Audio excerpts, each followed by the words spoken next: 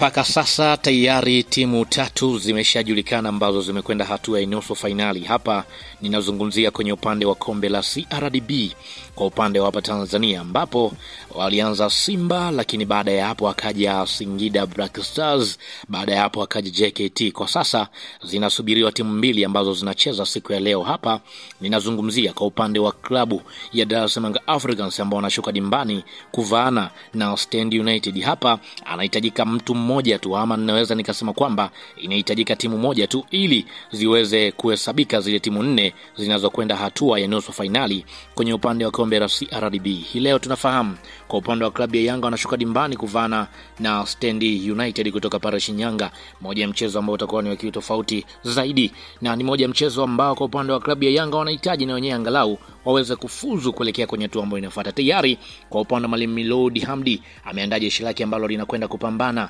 jeshi lake ambalo linaamini kwamba litakwenda kufuzu moja kwa moja kuwafuata wale watatu ambao tayari wameshafuzu moja kwa moja. Nikienda kwa upande wa kikosi ambacho amekiandaa Mwalimu Milodi Hamdi, nikukumbushe tu kwamba hii hapa ni Swahili Media. Nikuombe tu subscribe ili tuwe pamoja siku zote. Mimi naitwa Chicharito. Kwa upande wa golini yupo golikipa Djigui Diarra. Tunafahamu kwa upande wa Djigui Diarra ni golikipa ambaye ni sweeper mzuri zaidi.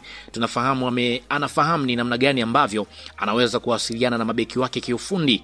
Kwa upande wa kocha anategemea zaidi kuanzisha mashambulizi kwenye eneo la chini kulingana na aina ya timu ambayo anacheza nayo. Lakini pia kwenye eneo la beki wa pembeni kulia yupo Kibwana Shomari baada ya kukiwasha kweli kwenye mchezo uliopita dhidi ya Azam.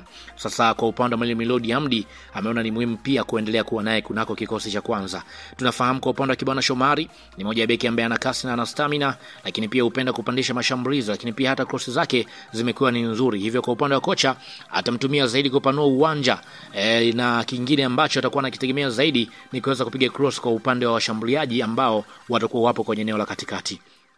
Lakini pia kwenye eneo la beki wa pembeni kushoto yupo Nixon Kibabage. Tunafahamu ni moja ya beki ambaye ana nidhamu nzuri ya ulinzi, lakini pia hutuliza mchezo vizuri kwenye eneo la kushoto. Kiufundi kitu pekee ambacho mwalimu anakihitaji zaidi, atapewa jukumu la kuweza kumlinda winga ambaye anacheza kwenye eneo lake la mbele kulingana na namna ambavyo kwa upande wa mwalimu anahitaji kuweza kucheza. Lakini pia kwenye eneo la beki yupo kwa upande wa Bakari Nondo Mwamnyeto ambaye ni nahodha. Tunafahamu ni moja ya beki ambaye kwa upande wa Bakari Mwamnyeto ni beki ambaye ana uzoefu mzuri, lakini pia ana uwezo wa kuanzisha mashambulizi kwenye eneo la mbele, lakini pia hata kwenye mipira mirefu amekuwa anaifikisha kwa usahihi zaidi. Hivyo mwalimu atakuwa anahitaji mambo haya mawili. Golikipa yeye atakuwa anaanzisha mashambulizi ya taratibu kwenye eneo la ulinzi, lakini pia Mwamnyeto atakuwa na jukumu pia la kuanzisha mashambulizi hata kwenye mipira mirefu ili mawingo pembeni wakimbie zaidi. Wakati huo pia kwa upande wa Ibrahim Baka, yeye moja kwa moja atasimama kwenye eneo hilo. Tunafahamu ana nguvu, lakini pia ana uwezo wa kupiga tackling, lakini pia ana uwezo wa kumiliki mpira. Kiufundi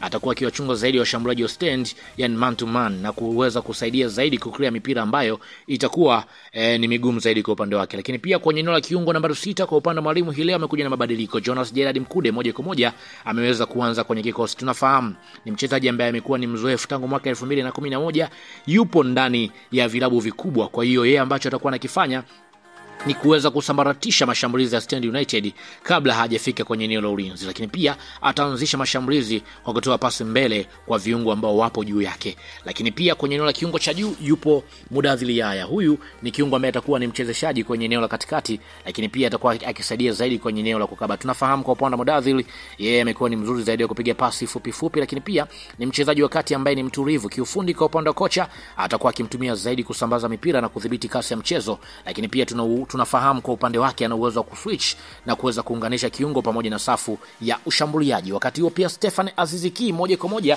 atakwenda kusimama kwenye eneo la kiungo mshambuliaji. Tunafahamu ana uwezo wa kufunga, lakini pia ana uwezo mzuri wa kupiga pasi za mwisho na ni hatari pia kwenye mipira iliyokufa. Kiufundi atakuwa kiungo ambaye anabeba timu kwenye eneo la mbele na kufanya muunganiko mzuri kati na yeye pamoja na mawinga pamoja na washambuliaji. Yeye atakuwa ni mchezaji ambaye huru zaidi kuingia kwenye eneo la hatari. Wakati huo kwenye upande wa wingo wa kulia atakuwa Clement Mzize. Tunafahamu ana speed, lakini pia dribble yake ni hatari zaidi, lakini pia kiufundi atakuwa akitumiwa zaidi kuvuta mabeki wa pembeni kwa ajili ya kupenyeza kati kwenye eneo la katikati. Tunafahamu ana uwezo pia kuingia kati na kuweza kufunga, na ndio maana mpaka sasa hivi hata kwenye mabao yake 11 ameweza kufunga kwenye upande wa ligi kuu. Kratos Chota Chama Mwamba Lusaka atasimama kwenye eneo la winga ya kushoto. Tunafahamu ni kiungo ambaye ni mbunifu, ana uwezo wa kupiga pasi za mwisho, lakini pia ana uzoefu mkubwa. Kiufundi ana nafasi nzuri zaidi ya kusema kwamba kutoka kwenye eneo la winga na kuingia kwenye eneo la katikati. Si wa kushikilia laini moja kwa moja, bali anaingia ndani kucheza kama kiungo wa pili. Hii pia inamsaidia kupiga pasi kwa upande wa Stefan Aziz Ki, huku wakati pia na mshambuliaji wa mbele atakuwa akijicontrol na kukaa kwenye nafasi nzuri, ambapo kwenye eneo la ushambuliaji atakuwa Prince Dube ambaye tunafahamu ni target man mzuri, lakini pia ana nguvu na ana uwezo wa